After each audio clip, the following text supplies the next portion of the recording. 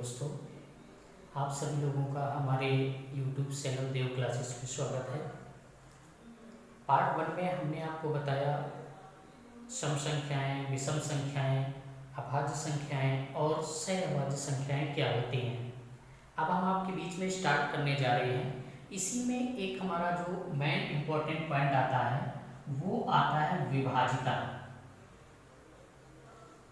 हम लोग जितनी भी बात करेंगे अब विभाजिता की बात करेंगे। विभाजिता में मैं आपको एक पॉइंट देता हूं जिसमें हम लोगों को बात करनी है 2, 3, 4, 5, 7, 8, 9 और 11।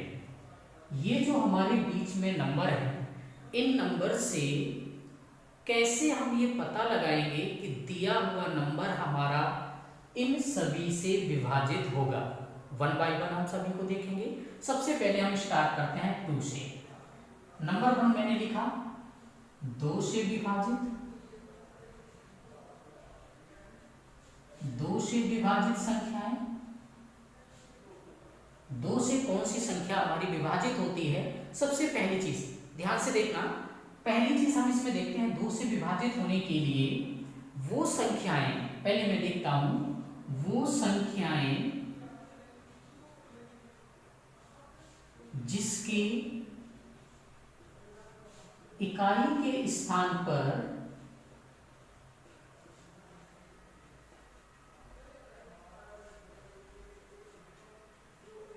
जीरो, 2, 4, 6, 8।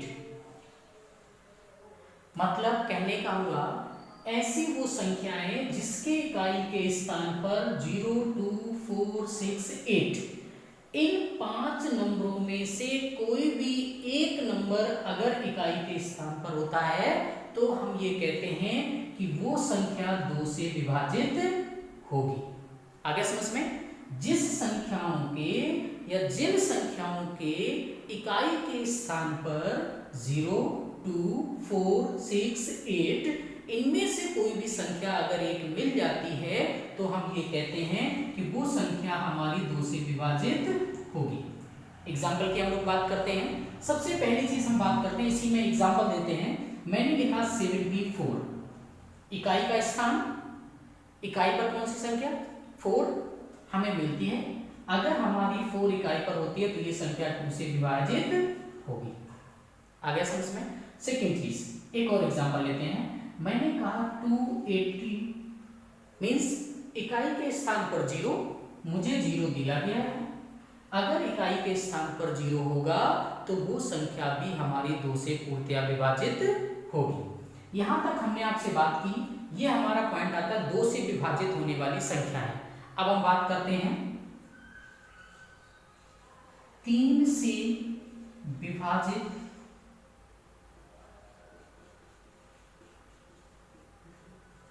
होने वाली संख्याएं। अब हम बात करते हैं 3 से कौन सी संख्याएं हमारी विभाजित होती हैं, जिसमें जो संख्या मुझे दी जाए उस संख्या के सभी अंकों का योग यदि 3 से विभाजित हो जाएगा तो वो संख्या भी पूरी 3 से विभाजित हो जाएगी। एक बार मैं रिपीट करता हूं, दी गई संख्या के सभी अंकों का योग यदि 3 से विभाजित हो जाएगा तो वो संख्या भी हमारी 3 से विभाजित हो जाएगी। मीन्स दी गई संख्या के अंकों का योग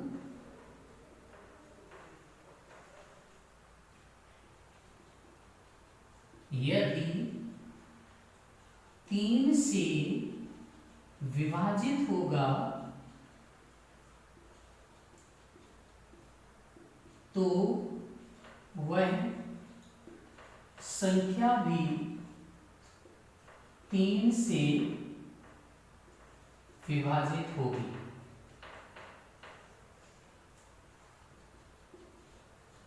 क्लियर हो?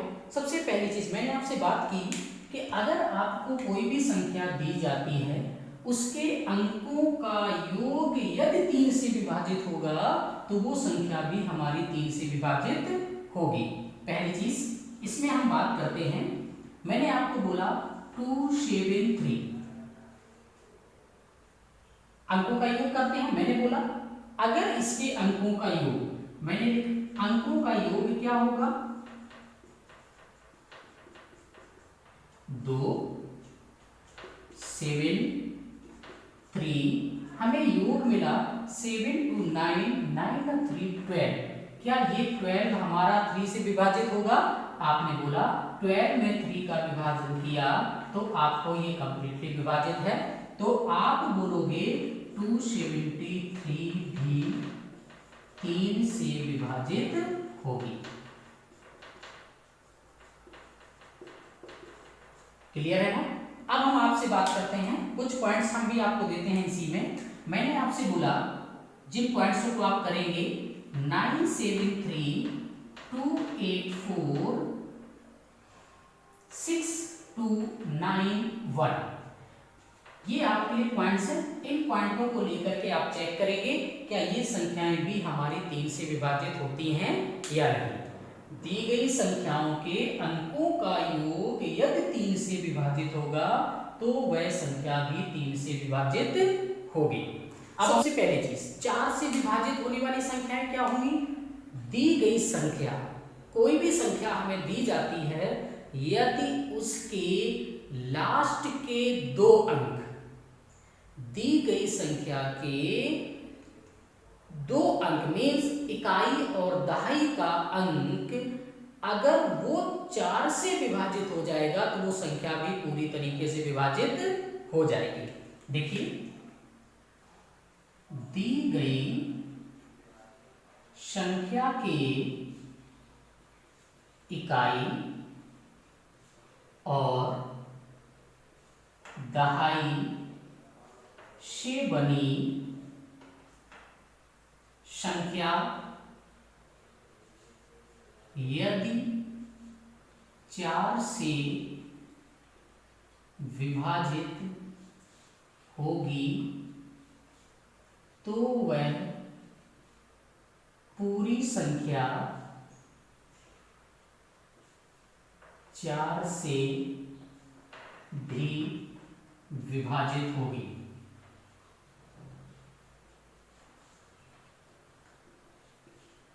मैंने आपसे बोला जो संख्या मुझे दी जाती है उसके इकाई और दहाई से बनी संख्या, इकाई और दहाई से जो संख्या बनती है अगर वो 4 से विभाजित होगी तो हमारी वह दी हुई संख्या भी 4 से पूरी तरह से विभाजित होगी। आप देखते हैं मैंने आपको बोला इसी में, मैंने कहा 3 8 9। अब इसमें मैंने कहा 1 पॉइंट और देते हैं, मैंने कहा इकाई का ये हमारी इकाई हो गई, ये हमारी दहाई हो गई, ये हमारी सैकड़ा हो गई और ये हमारी हजार हो गई, जिसको ones place, tens place, 100 place, 1000 place. मैंने बोला इकाई और दहाई, इकाई और दहाई से बनी हुई संख्या क्या है हमारी 91 91। अब हमने देखा 91 में क्या 4 का पूरी तरीके से भाग जाता है। आपने स्टार्ट किया, जैसे आपने इसमें 4 का भाग दिया, 4 दूनी 8, 1 बचा, 11 हुआ, 4 दूनी 8, 3 बचा, पूरी तरह से भाग गया नहीं गया, तो इस संख्या में भी 4 का भाग पूरी तरह से नहीं जाएगा। आगे समझ में? एक मैं और दूसरा लेता हूं, मैंने बोला 484, मैंने कहा 484, मैं इसी में और देता हूं, मैं इसी में आपसे देता हूं 4। मैंने कहा 4844 अगर आपको दिया गया है, आप बताइए क्या ये संख्या 4 से पूरी तरह विभाजित होगी? मैंने आपसे बोला कि इकाई और दहाई इससे बननी संख्या अगर 4 से विभाजित हो जाएगी तो पूरी संख्या भी हमारी 4 से विभाजित हो जाएगी। आपने देखा इकाई और दहाई से बनी संख्या 44, 44 में 4 का भाग दिया, 11 बार गया, हमारा ये विभाजित हो गई, तो ये संख्या भी पूरी 4 से विभाजित हो जाएगी। आगे कौन सी संख्या इसके बाद होती हैं? सबसे सरल आपका यही होता है, 5 से विभाजित होने वाली संख्याएं मीन्स दी गई संख्या के इकाई का अंक। कोई भी संख्या दी जाए, यदि उसके इकाई का अंक हमारा क्या होना चाहिए? 0 या 5। अगर इकाई का अंक 0 या 5 है तो वह 5 से विभाजित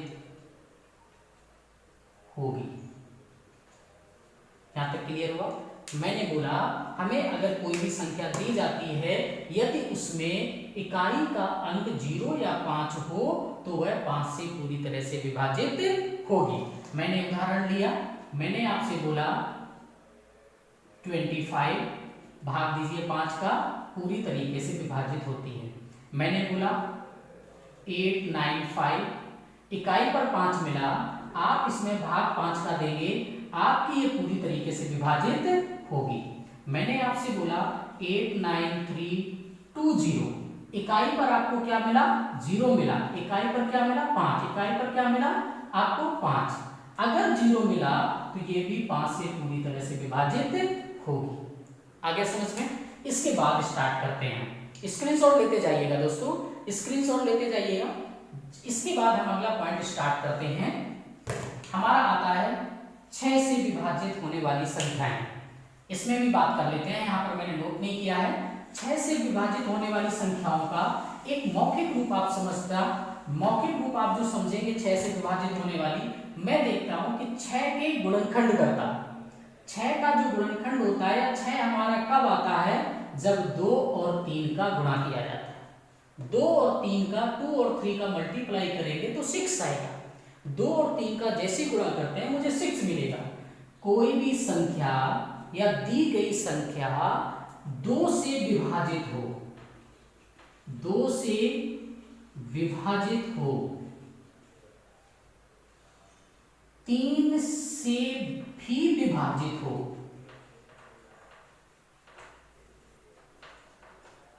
अगर ये दोनों हमारी स्थितियां मिल जाएंगी तब हम कहेंगे कि 6 से भी विभाजित होगी। आगे समझ में? 6 से विभाजित कौन सी संख्याएं होंगी? अगर वो संख्या 6 का गुणज होता है, 6 के हम गुणनखंड करते हैं, 2 और 3 मिलते हैं।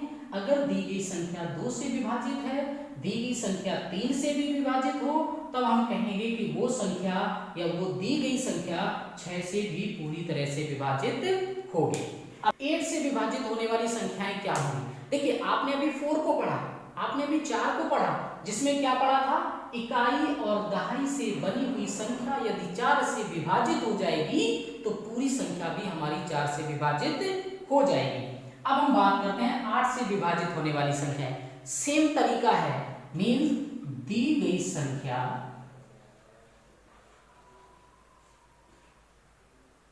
में इकाई, दहाई और सैकड़ा से बनी संख्या यदि 8 से विभाजित होगी तो वह संख्या भी 8 से विभाजित होगी। यहां तक क्लियर हुआ दोस्तों? अगर दी गई संख्या में इकाई, दहाई और सैकड़ा से बनी संख्या यदि 8 से विभाजित हो जाएगी तो हम कहेंगे कि वह जो संख्या दी गई वो भी हमारी 8 से पूरी तरह से विभाजित होगी। इसमें हम सबसे पहले अपने उदाहरण की बात करते हैं। 8 से विभाजित होने वाली संख्याएं क्या होंगी, जिसमें हम सबसे पहले बात करते हैं, जैसे मैंने आपको बोला 1864, 1864 या 1864 अगर मैंने दिया, इसमें इकाई का अंक ये इकाई, 6 दहाई, 8 सैकड़ा, मैंने तीनों से संख्या बनाई तो मुझे संख्या क्या मिली 864। मैंने इसमें आपको 8 से भाग दिया, 8 से 8 में भाग दिया। आप इस तरीके से कीजिए दोस्तों, 8 का 8 भाग दिया, एक बार गया 6 लिया, 0 आया, 4 को लिया, 8 बार गया, क्या मिला आपको, पूरी तरीके से भाग गया। तब आप ये बोलोगे कि 1864 भी 8 से पूरी तरह से विभाजित होगी। आ गया समझ में? ये आपको संख्याएं समझनी है। इन्हीं में हमारा, चाहे आपका यूपी टेट हो, चाहे आपका सी टेट हो, चाहे आप सुपर टेट के लिए बैठे, इस विभाजिता से आपको एक क्वेश्चन आपको मिलता ही मिलता है, जिसका पैटर्न क्या होता है क्वेश्चन का, मैं पूरा करने के बाद आपको क्वेश्चन को प्रैक्टिस कराता हूं। 9 से विभाजित होने वाली संख्याओं में हम बात करेंगे। जो तरीका हमारा 3 में होता है, जो तरीका हमारा 3 से विभाजित की होती है, वही हमारा 9 के लिए होता है। बस ध्यान क्या रखना पड़ता है, दी गई संख्या के अंकों का योग यदि 9 से विभाजित हो तो वह संख्या भी 9 से विभाजित होगी। हमें जो भी संख्या दी जाए, यदि उसमें उसके अंकों का योग 9 से विभाजित हो जाएगा तो वो संख्या भी 9 से विभाजित होगी। उदाहरण की बात करते हैं, 24309, मैंने बोला 24,309। इसमें देखते हैं अंकों का योग, आपने बोला 2 + 4 + 3 + 0 + 9, 4 2 6 3 9 और 9 कितना हो गया 18। आपने देखा कि जो 18 मिला, इसमें आपने 9 का भाग दिया, 2 बार गया, भाग चला गया, तब आप कहोगे कि 2 4 3 0 9, ये भी आपसे 9 से पूरी तरह से विभाजित होगी। आगे समझ में? संख्या के अंकों का योग यदि 9 से विभाजित हो तो वो संख्या भी 9 से विभाजित होगी। अंकों का योग मैंने किया, 18 आया, 18 में 9 का भाग दिया, 2 बार गया, आपने बोला वो संख्या भी हमारी 9 से पूरी तरीके से विभाजित होगी। 11 से विभाजित होने वाली संख्या है, इसमें थोड़ा हमें ध्यान देना पड़ेगा। देखिए 11 से जो संख्याएं हमारी कौन कौन सी विभाजित होती हैं, इनमें हम थोड़ा ध्यान रखेंगे, और वो जिस तरीके से हम इसमें हल करेंगे उसको थोड़ा आप ध्यान से देखना। जिसमें आपको 2 चीजें जो मैं पहले ही बता चुका हूं, मैं आपको एक सम बता चुका हूं। सम क्या होता है, सम संख्याएं क्या होती हैं, सम संख्याओं का स्थान क्या होता है, किस स्थान को सम बोलते हैं, किस स्थान को विषम बोलते हैं। मतलब जो मैंने आपको बताया 2 2 4 6 8, ये जो स्थान, मतलब कहने का हुआ कि अगर आपको ये मैंने बोला ये पहला स्थान, ये दूसरा मीन्स ये पहला, ये दूसरा, ये तीसरा, ये चौथा, ये पांचवा, 8, ऐसे मैंने आपको दिया। आपसे बोला सम क्या, देखिए 1 विषम विषम विषम विषम संख्या, तो सम क्या होगी, ये सम संख्या, सम संख्या, सम। मतलब अगर हम स्थान की बात करें, जो दूसरे नंबर पर स्थान होता है, दूसरे नंबर पर जो संख्या होगी वो सम संख्या होगी, चौथे नंबर पर जो संख्या होगी वो विषम संख्या होगी, छठवें नंबर पर जो संख्या होगी वो सम संख्या होगी, 8वें नंबर पर जो संख्या होगी वो सम संख्या होगी। इतना तो समझ में आ गया। अब हम स्टार्ट करते हैं कि हम 11 से विभाजिता के नियम में क्या बात करते हैं। 11 की विभाजिता में हम लोग जितनी भी बात करते हैं, अब जैसे दी गई संख्या, दी गई संख्या के सम अंकों का योग, सम स्थान के अंकों का योग, सम स्थान के अंकों का योग तथा विषम स्थान के अंकों के योग का अंतर। इस शब्द को समझना, सम स्थान के अंकों का योग उसको कर लीजिएगा, विषम स्थान के अंकों का योग कर लीजिएगा, उसके बाद उनका क्या करना है मुझे, अंतर। यदि अंतर 0 या 11 से विभाजित होने वाली संख्या आए। आगे समझ में, मतलब कहने का हुआ जो संख्या दी जाए उसके सम स्थानों का योग विषम स्थानों का योग दोनों का अंतर निकाल दीजिए। अगर वो 0 आ जाए तो भी 11 से विभाजित होगी, अगर उनका अंतर जो भी आता है उसमें 11 से भाग चला जाएगा तो भी वो संख्या 11 से पूरी तरह से विभाजित हो जाएगी। मैं उदाहरण की बात करता हूं। सम और विषम स्थानों को आप अगर ध्यान से समझ लेंगे तो आपको जरा भी दिक्कत नहीं आएगी। सबसे पहले देखते हैं 90, 91, 8, 3। अब देखते हैं सम स्थान कौन सा होता है। ये विषम स्थान, ये विषम स्थान, ये विषम स्थान। आगे समझ में, मैंने लिखा ये विषम स्थान है। आप देखते हैं विषम स्थान अंकों का योग। मैंने बोला 3 आया, 1 आया, उसके बाद 0 आया, हमें मिला क्या 4। कितना मिला मुझे 4। अब हम देखते हैं जो बचा ये और ये सम स्थान हो गए। सम स्थान के अंकों का योग, सम स्थान के अंकों का योग 9 + 9 + 8 ये दिया गया है। 9, 9, 8 हमें कितना मिला 18 और आप 26 मिला। अब हम इसी 26 में अब हमने कहा अंतर निकालो। अंतर बराबर मैंने 26 में से 4 को घटा दिया, मुझे कितना मिला 22। अगर मुझे 22 मिला, क्या 22 में 11 का भाग जाएगा? तो आपने बोला 2 बार जाएगा।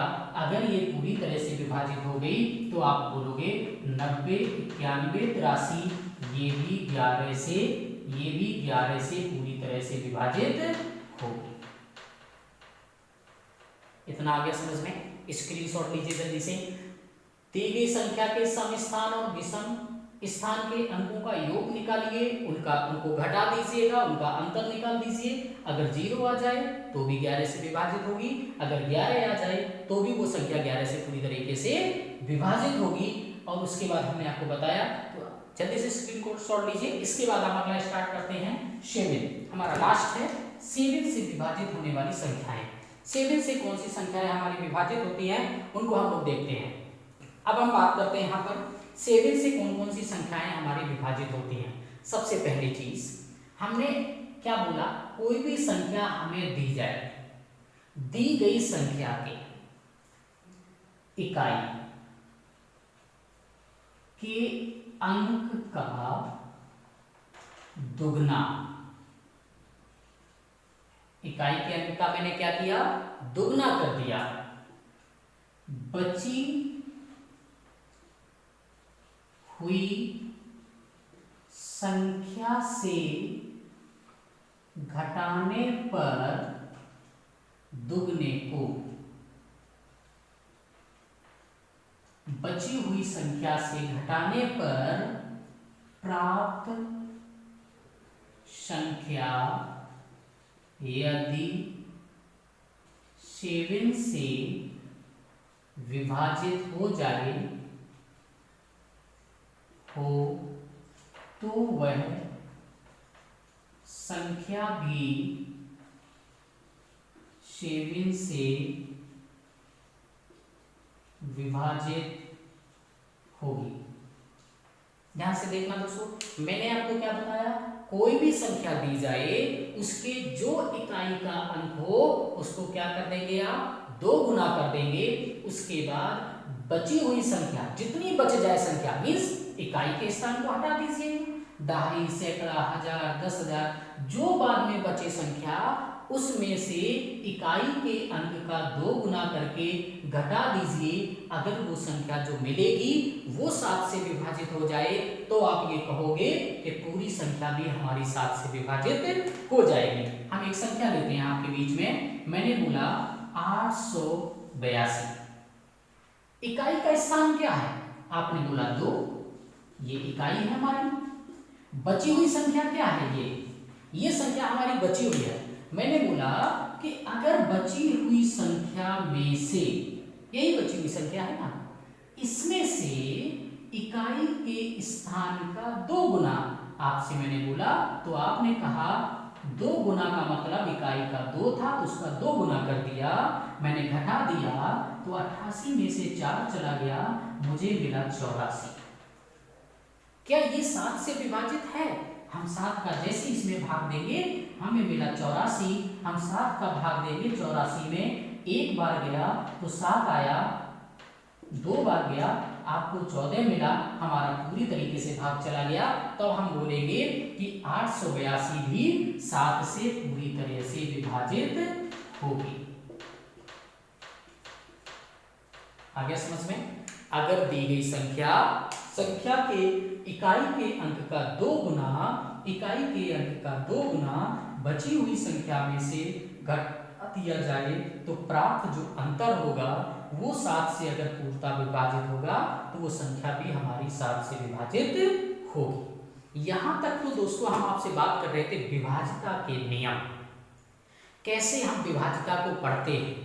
इस सभी पॉइंटों से मुझे क्वेश्चन बहुत सारे मिलते हैं, कई सारे आप एग्जाम के पेपर क्वेश्चन पेपर आपने देखे होंगे, यूपी टेट हो गया, सी टेट हो गया, है ना, इन सभी में आपको इन सभी पॉइंटों से क्वेश्चन आपको मिलता ही मिलता है। और ये जितने भी पॉइंट्स हैं यहाँ से 1 और 2 मार्क्स का क्वेश्चन आपको बनता ही बनता है। इसलिए आपको ये जितने भी पॉइंट्स थे इनको आपको पूरी तरह से समझना पड़ेगा, चाहे आपका कोई भी कॉम्पिटिटिव एग्जाम हो। इस विभाज्यता के नियम में से एक क्वेश्चन आपको मिलता है।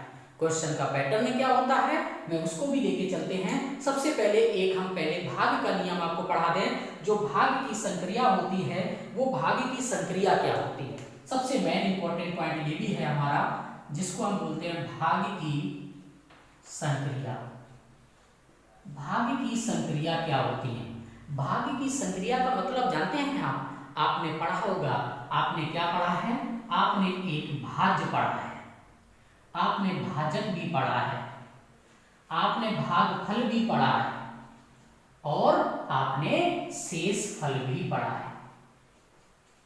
इन सभी को आप जानते हैं, सारी चीजों को आप समझते हैं, बहुत अच्छी तरीके से समझते हैं। लेकिन हमें जो प्रॉब्लम होती है, हमें जो समस्याएं होती हैं, हम लोगों को जो समस्याएं आती हैं वो आप लोगों के बीच में समस्या क्या आती है? हम भाज्य और भाजक में अंतर नहीं समझ पाते हैं। किसको हम भाज्य कहेंगे, किसको हम भाजक कहेंगे। भागफल तो आप बता देते हो, शेषफल भी आप जानते हो। इन सभी के बीच में संबंध क्या होता है? सबसे मेन चीज हमारी यही है। और ये हमारी भाग की संक्रिया जो है इनसे हमें एक क्वेश्चन यहां से भी मिलता है। बिल्कुल सॉलिड चीज बता रहा हूं आपको, इन सभी से भी मुझे एक क्वेश्चन मिलता है। तो अभी हम जितना भी काम करेंगे आपके पास में 3 और 4 मार्क्स का मैं काम करके जाऊंगा। इन 4 मार्क्स का जो पॉइंट्स होंगे वो सारे 4 मार्क्स में आपके लिखते होंगे, सारे क्वेश्चन भी हम करेंगे। उससे बाहर आपको एक भी क्वेश्चन नहीं मिलेगा, चाहे वो भाग की संक्रिया को ले लेना, चाहे आप विभाज्यता को ले लेना, चाहे आप सम, विषम, अभाज्य, सहभाज्य को ले लेना, एक भी क्वेश्चन आपको उससे बाहर नहीं मिलेगा। अब हम बात करते हैं भाज्य क्या होता है, भाजक क्या होता है, भागफल क्या होता है, शेषफल क्या होता है। इसमें हम सबसे पहली चीज आपको लेके चलते हैं। जो हम पहला पॉइंट आपको लेके चलेंगे वो किस तरीके से लेके चलेंगे उसको देखना। मैंने अगर आपको एक पॉइंट्स बोला, मैंने कहा अगर हमारे पास ये b है, b का भाग अगर मैंने a में दिया तो मुझे यहाँ पर q मिला, और नीचे आपको जो मिला यहाँ पर आपने कुछ भी रखा, यहाँ पर आपको कुछ भी होगा यहाँ पर, और नीचे जो आपको यहाँ पर मिला वो आपको r मिला। ध्यान से देखना, मैंने कहा b का भाग a में दिया जाता है, b का भाग a में दिया जाता है, तो आपको q आप बार आपको भाग देते हैं, r आपको नीचे मिलता है, तुम किसको क्या बोलते हैं, जरा मैं लिखता हूं, थोड़ा ध्यान देना इसमें। इसको हम क्या बोलते हैं, शेषफल। इसको हम क्या बोलते हैं, भागफल। और इसको हम क्या बोलते हैं, ये हमारा होता है भाजक। और ये जो अंदर होता है इसको हम क्या बोलते हैं, इसको हम बोलते हैं, ये हमारा भाज्य होता है। क्या होता है, भाज्य होता है दोस्तों। इसी पॉइंट को लेकर के हम यहाँ रखते हैं, तो हमारा ऊपर क्या सूत्र बनता है, हमारा जो यहाँ पर फॉर्मूला बनता है, वो हमारा फॉर्मूला क्या बनता है, भाज्य बराबर ये निकलता है। कब निकलता है, जब इसका और q के साथ में क्या होता है, मल्टीप्लाई होता है। तो आपने बोला ये हमारा भाजक था और ये भागफल था, दोनों का क्या हो गया, मल्टीप्लाई हो गया। दोनों का जैसे ही गुणा किया हमने, और ये जो शेषफल होता है, जितना इनका गुणा करने से आ जाता है, और उसमें ये शेषफल क्या कर दिया जाता है, प्लस कर दिया जाता है, प्लस शेषफल। आप दिमाग में रखना कि भाज्य जो होता है वो आपको बीच में होता है, भाग जिससे दिया जाता है उसको भाजक कहते हैं। जितनी बार दिया जाता है भागफल होता है, जो नीचे बच जाता है वो हमारा क्या होता है, शेषफल होता है। आगे समझ में, ये पॉइंट आप समझ के चलेंगे तभी आपको सारे पॉइंट्स आपको क्लियर रहेंगे। इससे आपको एक क्वेश्चन जरूर मिलेगा, 110% आपको एक क्वेश्चन मिलेगा। क्वेश्चन का पैटर्न क्या होगा, मैं इसके बाद क्वेश्चन को स्टार्ट करता हूं। पहले क्वेश्चन की बात करते हैं। क्वेश्चन को मैं नोट करता हूं, ध्यान से समझना क्वेश्चन को। आंसर आप लोग कमेंट बॉक्स में देना, जिसका भी जो भी आंसर आता है आप लोग नोट करके दीजिएगा। सबसे पहले मैंने क्वेश्चन लिखा, मैंने बोला z का मान ज्ञात कीजिए यदि संख्या 417z8 9 से पूरी तरीके से विभाजित हो। ये क्वेश्चन आपको मिलता है यूपी टेट में, आप क्वेश्चन देखेंगे इस टाइप से क्वेश्चन मिलता है। सबसे पहली चीज आपने क्वेश्चन को देखा, हमारे माइंड में तुरंत आना चाहिए 9 से विभाजित होने वाली संख्या का नियम क्या होता है। तो मैंने आपको बताया भी, मैंने कहा 9 से विभाजिता का नियम होता है कि जो अंक दिए जाएं, तो आपने कहा अंकों का योग किससे विभाजित हो, अंकों का योग अगर 9 से विभाजित हो जाए तो वो संख्या हमारी पूरी भी 9 से विभाजित होगी। अब हम बात करते हैं, देखिए हमें ऑप्शन का यूज तो करना पड़ता है, लेकिन कब, आपको संख्याएं तो पता होनी चाहिए कि यहाँ पर कौन कौन सी संख्या आ सकती है। सबसे पहले देखते हैं, आपने लिखा 417z8, आपने बोला 4 + 1 + 7 प्लस, मैं यहाँ z को लिखता हूँ, +8। अब आपने देखा 4 1 5 5 और 7 12 12 और 8 कितना हो गया, 20। 4 और 1 5 5 और 7 12 12 और 8 20 और ये z। अब देखो 20 में z प्लस हो रहा है। अब जरा बताना 20 के बाद में हम 20 में कितना प्लस कर दें कि हमारा जो संख्या आए वो 9 से विभाजित हो। तो आपको पता होना चाहिए 9 दूनी 18 होता है, 20 से कम है, 9 तिया 27 होता है। तो 20 में कितना जोड़ दिया जाए कि मुझे 27 मिल जाए। तो आपने कहा कि सर 20 में 7 जोड़ दीजिए, आपको 27 मिल जाएगा। तो z हमारा क्या हो गया, 7। आगे समझ में, ये अगर हम यहाँ पर 7 रख देंगे तो 7 अगर z रख देंगे तो z हमारा कितना आ गया, 7। z की जगह पर अगर हमने 7 रख दिया तो वो हमारा पूरी तरीके से 9 से विभाजित हो जाएगा। आगे समझ में, मैंने क्या बोला कि z के स्थान पर क्या रखा जाए कि संख्या 9 से पूरी तरह से विभाजित होती है। तो आपने कहा संख्या के अंकों का योग अगर वो 9 से विभाजित हो जाएगा तो वो संख्या भी पूरी तरीके से विभाजित हो जाएगी। अंकों का योग मुझे 20 और z मिला, तो हमने बोला 20 में कितना प्लस करें। हमने बोला कि 20 के बाद अगर 9 का कोई भी गुणा जाता है, 9 का कोई भी गुणनखंड आता है, कहते हैं 9 का विभाजिता जो होती है, 9 से का भाग जिसमें जाता है, तो वो आपको 20 के बाद 27 ही आता है, तो 20 में हम कितना जोड़ दें कि 27 हो जाए, तो आपने बोला कि सर अगर 7 जोड़ दीजिए 27 मिलेगा, तो जेड हमारा कितना हो गया 7। छोटा सा पॉइंट लेते हैं जो बीच में आ जाता है कभी कभी, जहां पर आप बोलते हैं, एक आपने नाम सुना होगा स्थानीय मान, बहुत अच्छी तरीके से आपने नाम सुना होगा स्थानीय मान, छोटे क्लासों में बच्चों को सिखाते हैं स्थानीय मान क्या होता है। एक आप इसी में नाम पढ़ते हो, जाति मान भी पढ़ते हो, जिसमें बोलते हैं प्लेस वैल्यू फेस वैल्यू आता है, इंग्लिश वाले लोग जानते हैं प्लेस वैल्यू फेस वैल्यू। इसका मतलब होता है कि जाति मान क्या होता है, जाति मान स्थानीय मान में थोड़ा अंतर होता है। हम पहले बात करते हैं आपके साथ में स्थानीय मान की बात करते हैं। स्थानीय मान में जब हम आते हैं तो हम आपको बताते हैं, मैंने बोला अगर मैंने 8 7 6 5 दे दिया, आपसे क्वेश्चन उसने ये बोला, क्वेश्चन क्या करता है कि इसमें यहाँ पर भी 7 लिखा, क्वेश्चन आपसे जो बोलता है वो ये बोलता है कि 7 के दोनों स्थानीय मानों का अंतर क्या होगा, 7 के दोनों स्थानीय मानों का योग क्या होगा, 7 के दोनों स्थानीय मानों का गुणन क्या आएगा, 7 के दोनों स्थानीय मान को आपस में भाग देने पर क्या शेष आएगा, क्या भागफल आएगा, कुछ भी क्वेश्चन बना सकता है। तो हम पहले बात करते हैं कि 7 के हम स्थानीय मान कैसे निकालते हैं। इकाई का अंक, तरीके कई सारे होते हैं। इकाई का अंक जो है पहले स्थान का अंक है तो उसको वैसा ही लिखा जाता है, दूसरे स्थान का अंक है दहाई है तो आप उसमें 1 0 बढ़ाते हैं, तीसरे स्थान का अंक है 2 0 बढ़ाते हैं, एक अंक ये आ गया, दूसरा 2 0 बना के बनाते हैं।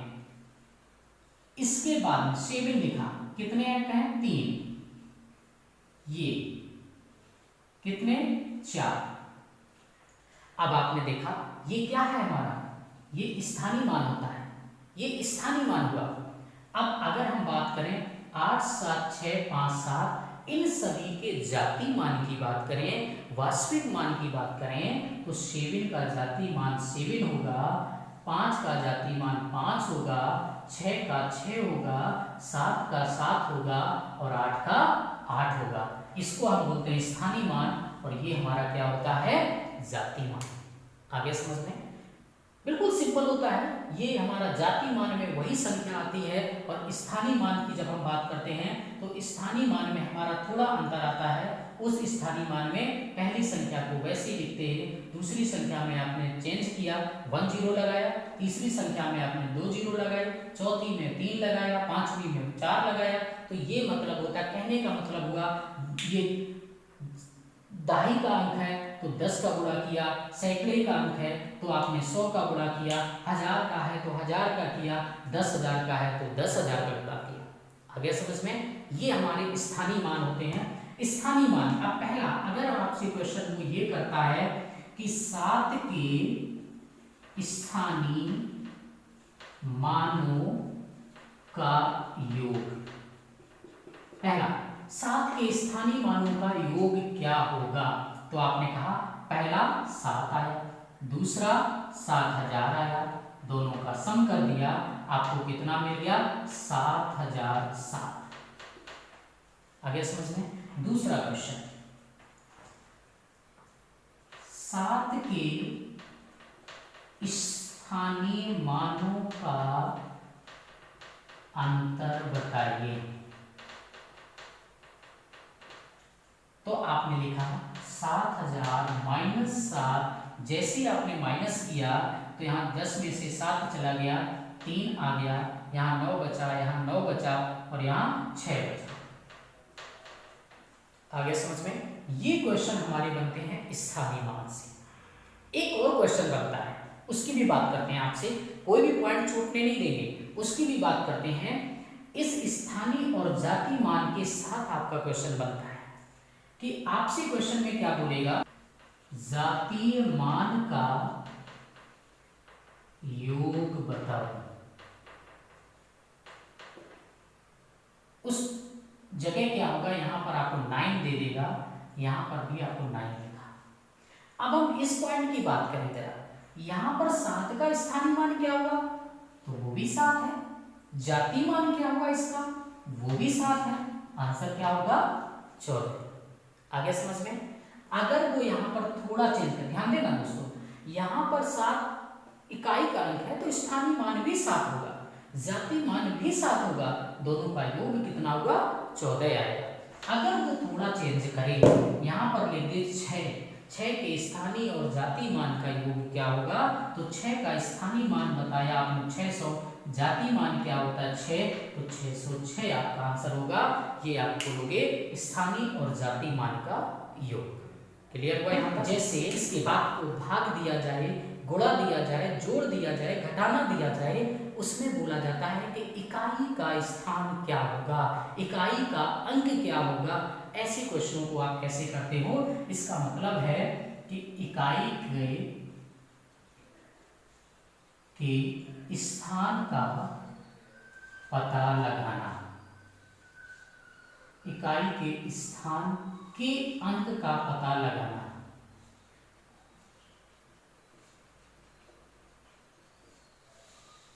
इकाई के स्थान के अंक को हम कैसे पता लगाते हैं, सबसे पहले स्टार्ट करते हैं, जिसमें देखिए अगर आपको ऐसा दिया जाए, पहला अगर आपको लिखा जाए 2876 प्लस 8925, आपसे बोला जाए इकाई का अंक क्या होगा, तो आप बोलोगे इकाई का अंक क्या होगा, तो आप यहाँ पर दे सकते हो आप।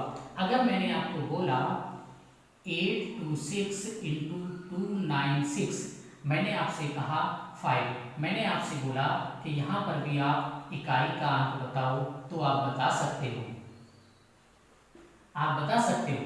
तीसरा 832 माइनस 182, मैंने कहा 183, मैंने बोला इकाई का अंक बताओ, तो इकाई का अंक आप बता सकते हैं आप। आपने बोला 6 और 5 कितना होता है, 11 में इकाई का अंक क्या हुआ, 1, ये एक यहाँ से चली जाएगी, इकाई का अंक पता चला कितना होगा 1। 6 पंचे 30 का 0 रखा जाता है, तो इकाई का अंक क्या होगा 0। आपने बोला 2 में से 3 जाएगा नहीं, तो एक उधार दिया 12 हुआ, 12 में से 3 गया 9, 12 में से 3 गया 9, तो इकाई का अंक भी क्या होगा 9। तो ये तो आप बता सकते हो। अब हम जो बात करने जा रहे हैं उन पॉइंटों को देखना, बहुत कम आपको वो पॉइंट्स मिलते हैं, इससे ज्यादा सरल तरीका आपको कहीं नहीं मिलेगा। सिर्फ आपको 3 हम आपको मेथड बताएंगे, 3 मेथड बताएंगे।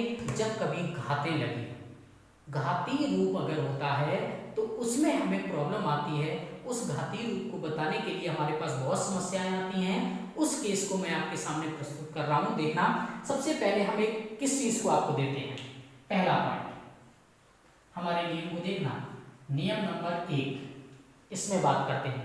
पहले हम नियम की बात करते हैं, पहले नियम में हम किस चीज की बात करेंगे उसको देखना। सबसे पहली चीज आपने पढ़ा, अंकों को सिर्फ देखना, अंकों को समझ जाएंगे तो कभी भी कोई भी प्रॉब्लम नहीं आएगी। घात कितनी भी बड़ी हो, किसी भी संख्या पर हो, बहुत आसानी से आप आंसर दोगे, आसानी से आप इकाई का अंक दोगे। सबसे पहले हम देखते हैं नियम नंबर 1 में मैंने लिखा 0, ध्यान से देखना, मैंने क्या लिखा 0, मैंने क्या लिखा 0 को भी ले सकते हैं, 0 से भी स्टार्ट कर लो आप, कोई प्रॉब्लम नहीं होती, 0 से भी हम कर सकते हैं। मतलब कहने का होगा कि 10 हुआ, 100 हुआ, 1000 हुआ, इसका पावर भी तो कुछ लगा सकता है हमारा। 0 मैंने बोला 1, 0 के बाद क्या आता है 1, उसके बाद मैंने आपसे बोला 5, फिर मैंने आपसे बोला 6। कितने नंबर मैंने आपको दिए, मैंने आपको यहाँ पर नंबर दिए कितने, मैंने नंबर दिया आपको 1 2 3 4।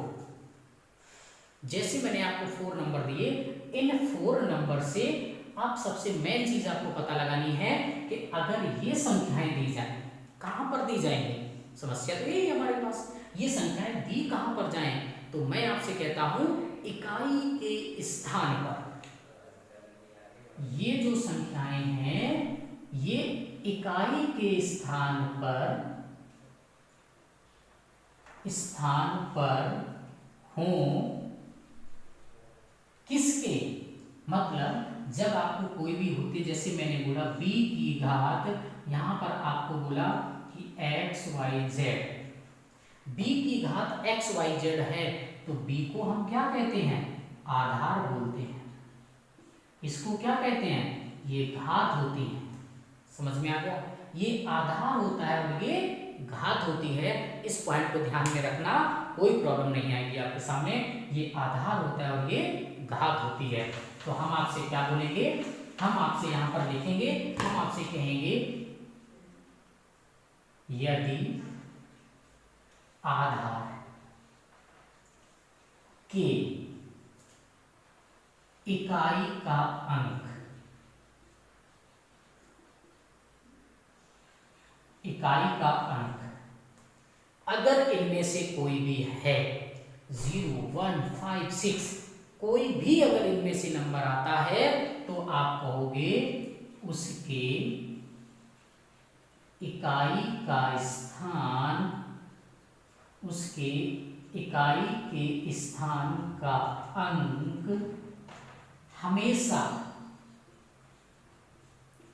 0, 1, 5, 6 ही होगा। कहने का मतलब हुआ, कहने का मतलब क्या हुआ, कहने का मतलब हमारे पास जो आएगा वो आपको ये आएगा कि 0 का 0 होगा, 1 का 1 होगा, 5 का 5 होगा और 6 का 6 होगा। कभी भी चेंज नहीं होता है। अगर कोई भी आधार दिया जाए जिस पर घात लगी हो, आधार के इकाई के स्थान पर 0, 1, 5, 6, अगर इन चारों में से कोई भी नंबर है, उस पर कितनी भी घात लगा दीजिए, उसके इकाई का अंक वही संख्या ही रहती है। पहला मैं आपको उदाहरण देता हूं। मैंने बोला 85, इसके ऊपर घात लगा दी 1999। आपसे बोला इकाई का अंक क्या होगा, तो आपने बोला कि इकाई का अंक क्या है, आधार। ये आधार है हमारा, इसको क्या बोलते हैं, आधार। आधार का इकाई का अंक हमारे पास क्या मिला, 5। क्या मिला, 5 मिला। मैंने बोला 5 होता है तो उसके इकाई का अंक क्या होगा, वही संख्या होगी। आगे समझ में। नियम 2 की इस 2 नंबर में थोड़ा आपको ध्यान रखना पड़ेगा। इस 2 में किस तरीके से बात करेंगे उसको समझना, थोड़ा ध्यान देना। यदि आधार का इकाई का अंक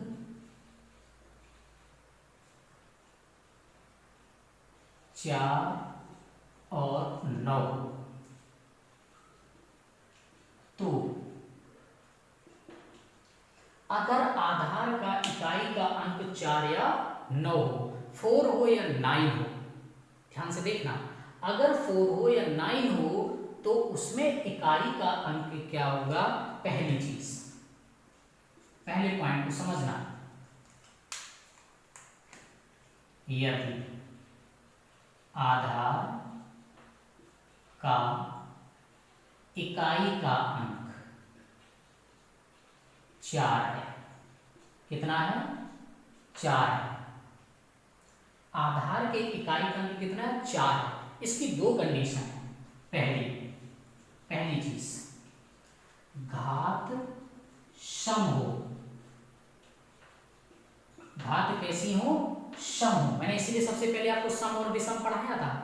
घात यदि सम हो, मतलब जो घात दी जाए उसमें 2 का भाग चला जाएगा तो वो सम होगी।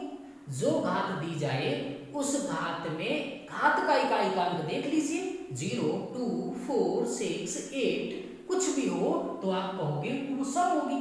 अगर घात सम हो, मतलब आधार में इकाई का अंक 4 है और जो घात है वो सम हो, तो इकाई का अंक हमेशा 6 होगा।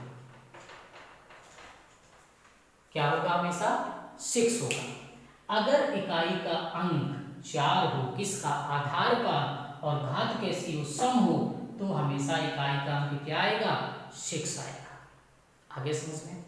अब आप ये बोलोगे फिर दूसरा क्या हुआ, मैंने बोला घात यदि विषम हो, कैसी हो, विषम हो, तो इकाई का अंक 4 ही होगा। क्या होगा, इकाई का अंक 4 ही आएगा। मैं उदाहरण देता हूं, कई सारे उदाहरण की हम लोग बात करेंगे आपके साथ में, ध्यान से देखना। सबसे पहला 754, मैंने आपको 754 दे दिया, इसकी घात मैंने लगा दी, कुछ भी लगा दीजिए, मैं आपको कितना भी बढ़ा दे दूं। मैंने आपसे कहा कि 89 बोल दिया। अब बताइए जरा, ये आधार है, आधार का इकाई का अंक क्या है, आपने बोला 4। घात सम है या विषम, आपने बोला घात में इकाई का अंक 9 है, मतलब ये विषम है। तो विषम जब होगा तो इसका इकाई का अंक क्या होगा, इकाई अंक जो बोलोगे तो वो 4 ही होगा। आगे समझ में। सेकेंड, अगर मैंने बोला कि 724 है, इसकी घात आप 1004 लगा दीजिए। अब आप देखो, थोड़ा चेंज करूं, 1002 लगा दीजिए। आधार में इकाई का स्थान क्या, आपने बोला 4। घात सम है या विषम, तो आपने बोल दिया इकाई पर 2 है, तो आपने बोल दिया सम। तो हमारा इकाई का अंक क्या होगा, इकाई का अंक जो है वो इकाई का अंक हमारा 4 ही होगा। आगे समझ में, सॉरी, इकाई का अंक हमारा क्या होगा, 6 होगा। क्या होगा, 6 होगा। यहां तक क्लियर है आपको। इसके बाद हम स्टार्ट करते हैं 9 में।